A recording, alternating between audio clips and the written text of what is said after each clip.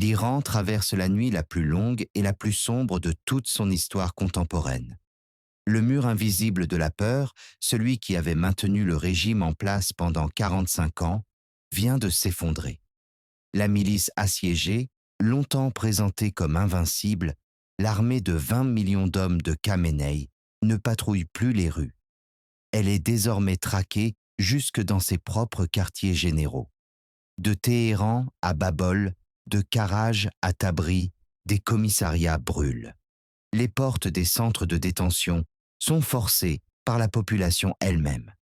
Les véhicules de police encerclés se transforment en brasiers. Petit rappel au passage, abonnez-vous à Géopolitique française. Soutenir la chaîne aide l'algorithme à faire remonter ce contenu, garantissant que nos analyses stratégiques atteignent un public plus large. On continue. Alors que le régime pensait appliquer un plan de répression à la manière de Tiananmen, il a en réalité appuyé sur la gâchette qui a scellé sa propre chute. Cette nuit-là, Téhéran est tombé. L'autorité s'est évaporée. Le point de fer du régime s'est brisé face à la volonté populaire. Pour comprendre l'anatomie de cet effondrement, il faut revenir au moment précis de la rupture, la nuit du 18 janvier, devant le quartier général des Bassidji, au cœur même de Téhéran. À minuit, l'équilibre psychologique entre les forces du régime et la population s'est inversé. La structure de la milice en uniforme noir, qui terrorisait les civils depuis des années et agissait comme police morale à chaque coin de rue, s'est désintégrée sans même parvenir à établir des positions défensives. Des images vérifiées par des sources OSINT et des rapports de terrain confirment qu'il ne s'agissait pas d'un simple affrontement, mais d'une contre-attaque coordonnée. Le principal quartier général des Bassidji à Téhéran a été encerclé par des dizaines de milliers de manifestants. C'est à cet instant qu'un tournant historique s'est produit. La population a forcé les portes blindées du bâtiment. Ce qui s'est passé à Téhéran marque la fin concrète de la souveraineté de l'État. Les manifestants n'ont pas seulement incendié un bâtiment. Ils ont arraché au régime son arme la plus puissante, le pouvoir d'emprisonner. Ce moment de chaos, vécu par ceux qui avaient longtemps semé la peur, s'est propagé à d'autres villes comme une réaction en chaîne. À Babol, la population ne se contentait plus de slogans. Elle visait des objectifs stratégiques, les instruments même de l'oppression. Le commissariat criminel local et les centres des Bassidji ont été attaqués. Des images montrent des postes de police engloutis par les flammes. Le même scénario s'est répété à Sardasht Abad et dans les bases des Bassidjis d'Al-Rasoul. Les forces du régime ont perdu tout contrôle des quartiers. Autrefois, une seule moto des Bassidjis suffisait à terroriser une rue entière. Aujourd'hui, même les véhicules blindés ne peuvent plus y pénétrer. Les forces de sécurité sont incapables de quitter leur propre base. Les menaces de loi martiale de Khamenei sont restées lettre morte. Le mécanisme censé imposer l'ordre a été encerclé et neutralisé par la population elle-même. L'analyse technique de cet échec montre que le régime a tenté d'appliquer une doctrine de déni de zone contre son propre peuple et a échoué.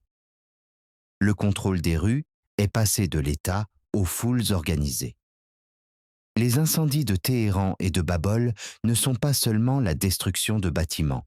Ils symbolisent la fin du mythe de l'invulnérabilité de la République islamique, construit depuis 45 ans.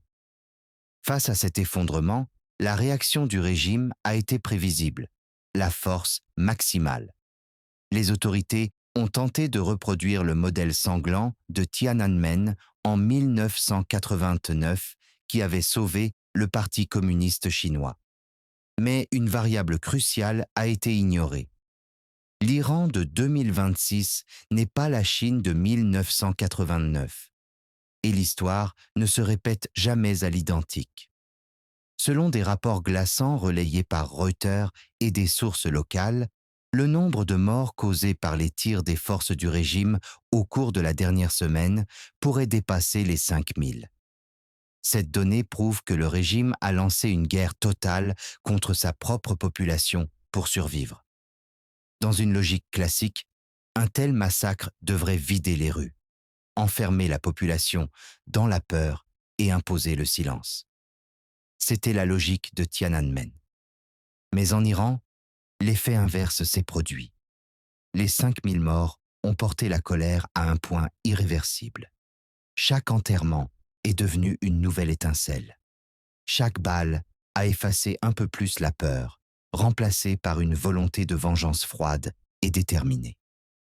Les foules ne diminuent pas, elles augmentent. Le point de fer de Khamenei n'a pas écrasé la contestation. Il a provoqué une explosion encore plus violente. À mesure que le régime accroît la violence, il enterre les derniers restes de sa légitimité. Sur le terrain, la supériorité tactique a changé de camp. Les essaims de moto, autrefois l'arme la plus redoutée des Basijis, sont devenus des pièges mortels. Des images du 16 janvier montrent que le chasseur est désormais la proie. Les manifestants piègent ces unités dans des ruelles étroites, dressent des barricades, incendient leurs véhicules et les repoussent.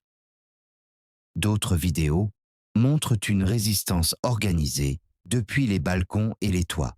Des objets sont lancés sur les miliciens en contrebas, les forçant à fuir. C'est une forme de guérilla urbaine défensive. Les quartiers sont devenus des forteresses. Le monopole de la violence n'appartient plus à l'État. Il appartient désormais à ceux qui osent le défier. Le scénario Tiananmen 2.0 n'a pas produit le silence espéré, mais le chaos redouté. À cette défaite militaire s'ajoute un effondrement moral. Des rapports provenant de Hamadan confirment que des miliciens ont utilisé des ambulances pour infiltrer les manifestations, transporter des armes ou fuir les zones de combat. Des véhicules médicaux, protégés par le droit international, ont été transformés en chevaux de Troie. La population l'a compris. Désormais, ce ne sont plus des blessés qui sortent des ambulances, mais des hommes armés. Un État qui se cache derrière des ambulances pour tromper ses citoyens a déjà cessé d'exister.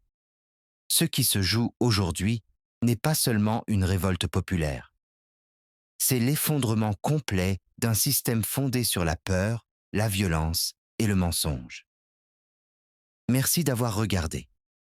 Abonnez-vous à Géopolitique française, laissez un like et activez la cloche. L'algorithme aidera cette vidéo à toucher davantage de personnes intéressées par la géopolitique.